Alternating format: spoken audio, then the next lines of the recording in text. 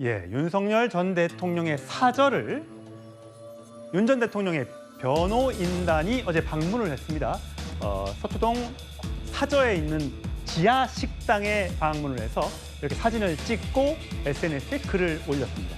윤버지라고 불렀다고 합니다. 윤석열 전 대통령과 아버지를 붙인 말인데 여기에 대해서 박지원 민주당 의원은 이런 거 정말 반갑다, 응원한다 이런 얘기가 나왔습니다.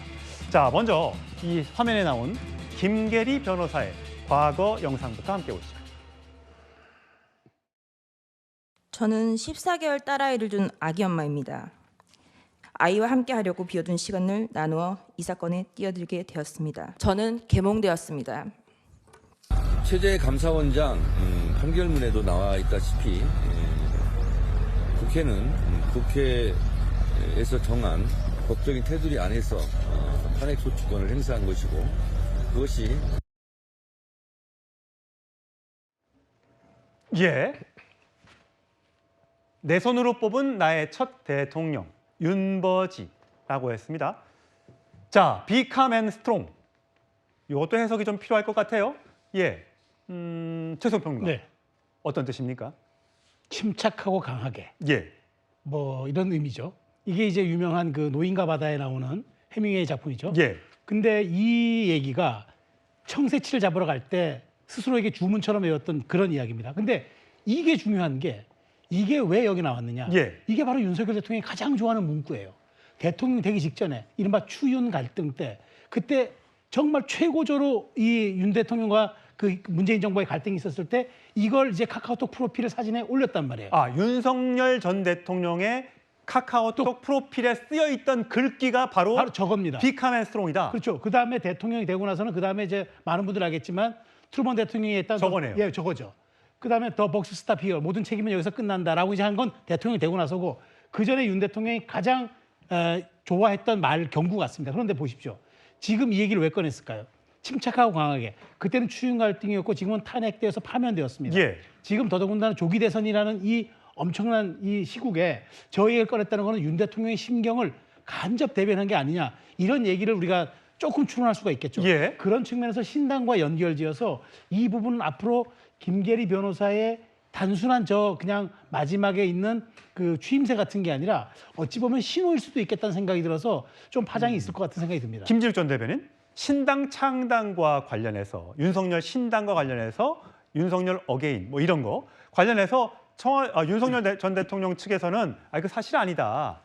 변호사들이 청년들이 자기들이 좋아서 추진했던 것이지 하란 말 한 적 없다. 물론 일부 보도에서는 먼저 오케이를 승낙을 받고 추진했던 건데 왜 저렇게 얘기를 하지? 라는 뭐 보도도 있었습니다만 일단은 공식적으로는 부인했는데 저렇게 만나서 사진을 찍고 비캄 앤 스트롱이라는 문구를 갖다 쓴 거를 보면 신당 추진이 완전히 끝난 건 아니다 이렇게 봐야 되는 겁니까?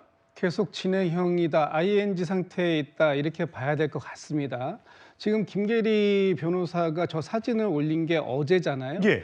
그 윤 어게인 신당 얘기가 나왔던 게 그저께입니다. 그러면 그 얘기가 있었던 바로 다음 날 저 두 사람이 김계리, 배희철 변호사 두 사람을 불러다가 같이 밥을 먹었다. 이 얘기는 뭐냐 하면 나는 당신들이 그 신당을 기자회견하려고 했던 것을 내가 말리다라고 얘기는 하지만 사실상 동조하고 동의하고 격려한다 이런 의미가 있는 게 아닌가라고 해석할 수밖에 없어요. 그렇다면 지금 저 신당 얘기가 왜 나왔느냐? 제가 저 신당 얘기 나오기 바로 직전에 국민의힘의 사정을 보니까 대선 이 경선이 본격화되면서 이제 윤석열 전 대통령과 절연해야 된다라는 얘기가 당에서 한참 커지고 있었습니다. 예. 그런데 얼마 전에 그 윤상현 의원이 이런 얘기했어요.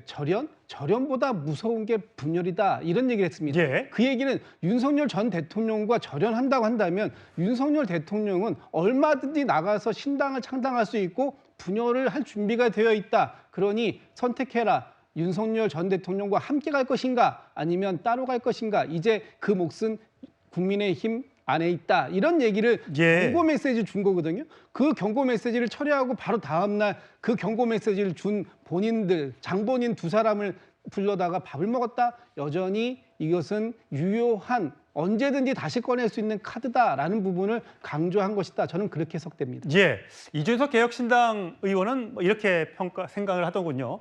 전화 안 되는 국민의힘 의원들이 있다 보니 아마 굉장히 불편했을 것 같다. 그래서 배신감을 느껴서 창당을 생각했을 수도 있다라는 개인적인 의견을 내기도 하더군요.